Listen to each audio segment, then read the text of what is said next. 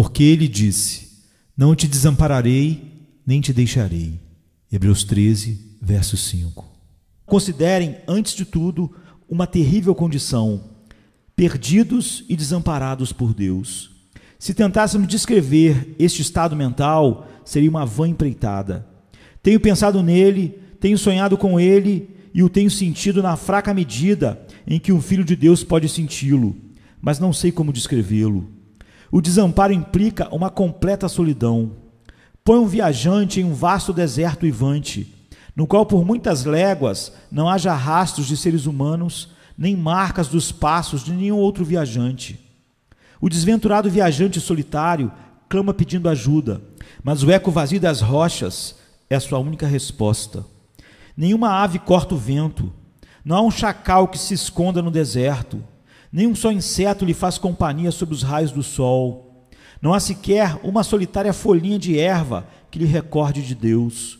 Contudo, nem sequer ali está só, pois essas rochas demonstram que há um Deus, e a areia quente debaixo dos seus pés e o sol abrasador em cima da sua cabeça dão testemunho de uma deidade presente. Mas qual não será a solidão de um homem abandonado por Deus? Nenhuma migração poderia ser tão terrível como esta, pois diz: se pegares as asas da manhã e habitar no fundo do mar, ali tu estás. Uma condição assim seria pior que o inferno, pois Davi diz: e se no Sheol fizesse meu estrado, assim é, ali tu estás.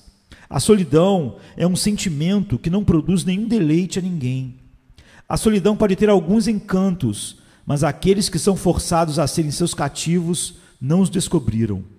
Uma solidão passageira poderia proporcionar algum prazer, mas estar só, completamente só, é algo terrível. Estar só, sem Deus, é uma solidão tão grande que eu desafio até o réprobo a expressar o horror e a angústia que devem estar concentrados nessa solidão. Quando nosso Senhor Jesus diz: eu pisei só o lagar, há uma linguagem muito mais do que vocês e eu poderíamos sonhar. Só. Vocês recordarão que ele disse em uma ocasião: deixar-me-ão só, mas não estou só, porque o Pai está comigo. Não há agonia nessa frase, mas qual não terá sido sua aflição quando ele disse: eu pisei só o lagar, meu Deus, por que me abandonaste? É o clamor da natureza humana em seu desânimo extremo e desespero. Graças a Deus, porque mediante essa promessa somos ensinados, você e eu, que nunca conheceremos a desesperada solidão de sermos desamparados por Deus. Contudo, assim seria, se Ele nos desamparasse. Combinando com essa penosa solidão, há um sentido de completo abandono. De Deus é o poder. Se o Senhor se retira, os homens fortes falharão por completo. Sem Deus, o arcanjo chega ao seu fim e desaparece. Os montes eternos se inclinam e as sólidas colunas da terra se desmancham. Sem Deus, nosso pó volta à terra. Sem Deus, nosso espírito lamenta como Davi, esquecido de seu coração, como um morto, veio a ser como um vaso quebrado. Cristo soube o que era isso quando disse: eu sou um verme, não um homem. Ele estava tão completamente quebrantado, tão vazio de todo poder, que quando pendia da cruz com seus membros deslocados, exclamou: como um vaso se secou meu vigor, fui colocado na poeira da morte. Nenhuma cana descascada ou pavio fumegante poderiam ser tão fracas como uma alma desamparada por Deus. Nosso estado seria tão deploravelmente desvalido como o da criaturazinha de Ezequiel, abandonada e deixada sobre o campo sem ninguém que lhe pusesse fraldas e a cuidasse, abandonada completamente para perecer e morrer. Assim nós seríamos se fôssemos abandonados por Deus. Gloriosas são essas negações que nos protegem de todo o temor de experimentar essa calamidade. Ser desamparado por Deus implica uma completa carência de amizades. Seja o Senhor bendito 1000 vezes, porque só alguns de nós temos conhecido o que é não ter amigos. Existem momentos na experiência de alguns de nós em que sentimos que estávamos sem nenhum amigo na esfera particular que então ocupávamos, pois tínhamos uma dor que não podíamos confiar a nenhum outro coração. Todo homem que seja eminentemente útil na igreja conhecerá tempos quando, como um paladino de Israel, tenha que sair sozinho. Isso, sem dúvida, é compensado por uma fé mais forte e a grandeza moral do heroísmo solitário. Porém, em que consistirá ser um pobre desventurado, cujos pais estão enterrados há muito tempo, que perdeu até mesmo os parentes mais distantes e que, passando por algumas ruas, lembra o nome de alguém que foi uma vez um amigo do seu pai, que bate à sua porta, mas sofre uma forte repulsa. Lembra de outro, e este é a sua última esperança. Há alguém com quem brincou na infância. Posta-se na frente de sua porta solicitando uma caridade, mas o tal amigo pede que continue seu caminho.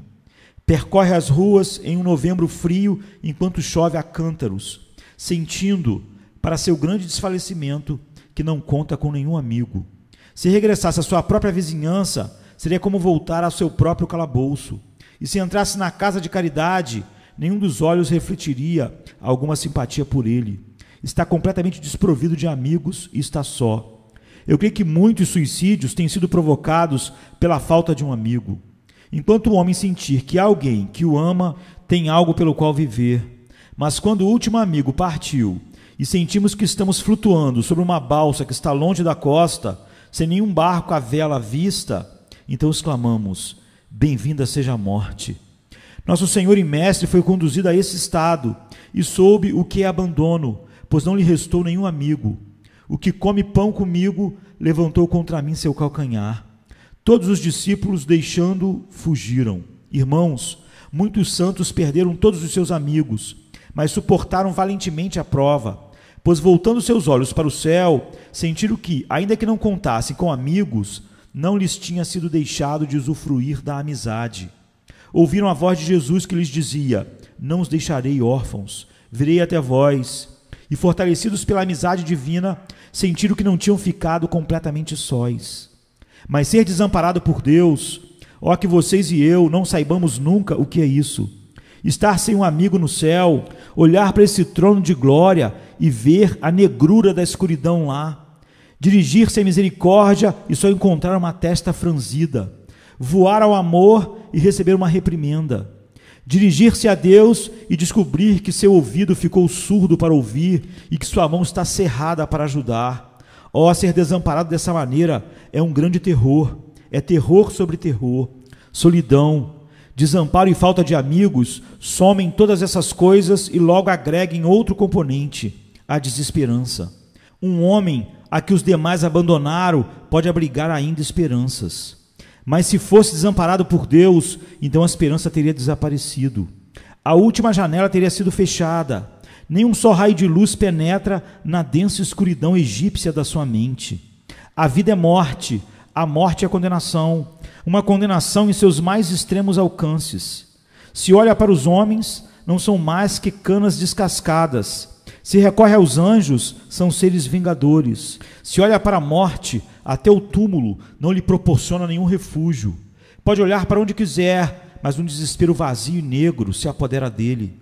Nosso bendito Senhor conheceu isso quando o amante e o amigo o desampararam, e seus conhecidos permaneceram na escuridão. Foi unicamente sua fé transcendente o que permitiu dizer, depois de tudo: não deixarás minha alma no Sheol, nem permitirás que o teu santo veja a corrupção. A negra sombra desse completo desespero o cobriu quando disse: minha alma está muito triste até a morte, e era seu suor como grandes gotas de sangue que caíam até a terra. Para compensar esse quíntuplo abandono, contra o qual temos as 5 negações, agreguemos a toda essa solidão desamparo, falta de amigos e desespero, um sentido indizível de agonia. Falar de agonia é uma coisa, mas senti-la é algo muito diferente.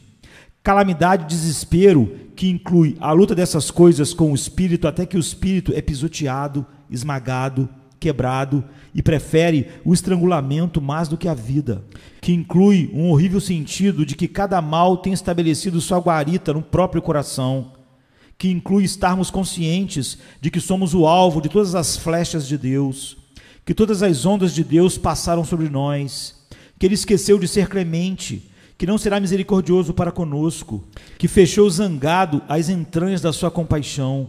Tudo isso é uma parte de ser abandonado por Deus, que unicamente os espíritos perdidos no inferno podem conhecer. Nossa incredulidade nos permite algumas vezes uma suspeita do que seria isso, mas se trata de uma suspeita unicamente, de uma olhada unicamente. Damos graças a Deus porque somos libertados de todo o temor deste tremendo mal. Por meio de 5 feridas, nosso Redentor mata nossa incredulidade. Irmãos, se Deus nos deixasse, fixe no resultado. Eu visualizo o ótimo estado de um desamparado por Deus. É incerteza e azar. Eu preferiria ser um átomo a que Deus governa, que Ele lhe predestina sua senda e a força, e a seguir avança de acordo com sua própria vontade, que ser um arcanjo deixado a meu próprio arbítrio para fazer o que eu quisesse e para atuar conforme a minha vontade, sem o controle de Deus. Pois um arcanjo deixado por Deus logo perderia seu caminho e cairia no inferno, ou se derreteria, cairia e morreria. Mas o diminuto átomo, tendo Deus com ele, cumpriria seu curso predestinado. Estaria sempre numa pista segura e ao longo de toda a eternidade teria tanta potência nele como no momento em que foi criado.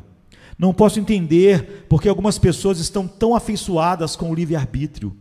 Eu creio que o livre-arbítrio é o deleite dos pecadores, mas que a vontade de Deus é a glória dos santos, a vontade soberana de Deus. Não há nada de que eu deseje desfazer-me tanto como da minha própria vontade, para ser absorvido na vontade e no propósito do meu Senhor. Atuar segundo a vontade daquele que é supremamente bom, supremamente veraz, supremamente sábio e supremamente poderoso. Me parece que é o céu. Que outros escolham a dignidade da independência. Eu, ao contrário, anseio a glória de estar inteiramente morto em Cristo e unicamente vivo nele. Ó, queridos amigos, se o Senhor nos desamparasse, nosso curso seria incerto, para dizê-lo da melhor maneira, e logo terminaria em nada. Sabemos ainda que se Deus abandonasse ao melhor santo vivente, esse homem cairia imediatamente em pecado. Agora se apoia em segurança nesse pico elevado, mas seu cérebro vacilaria e o santo cairia, se mãos secretas não o sustentassem. Agora escolhe seu passo cuidadosamente, mas se lhe tirassem a graça, ele se encontraria no lodo e rolaria nele com os outros homens.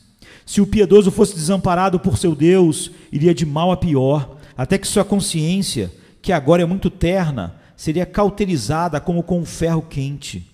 Logo ele se converteria em um ateu ou um blasfemo, e chegaria ao seu leito de morte, jorrando uma espuma pela boca, cheio de ira. Apresentar-se-ia diante do tribunal do seu Criador, com uma maldição em seus lábios, e na eternidade, deixado por Deus e desamparado por ele, fundir-se-ia no inferno com os condenados. Sim, e entre os condenados ele teria o pior lugar, mais baixo que os mais baixos, encontrando nas mais fundas profundidades uma profundidade mais funda, descobrindo na ira de Deus algo mais terrível que a ira ordinária que cai sobre os pecadores comuns. Quando descrevemos assim o que é ser desamparado por Deus, não é satisfatório num grau supremo lembrar que temos a palavra de Deus repetida 5 vezes a este fim: eu nunca, nunca te deixarei, eu nunca, nunca, nunca te desampararei. Eu sei que aqueles que caricaturam o calvinismo dizem que se fosse permitido que um homem vivesse como quisesse, mas Deus estivesse com ele, tal pessoa estaria segura ao final. Nós não ensinamos nada que se assemelhe a isso, e nossos adversários sabem que é certo.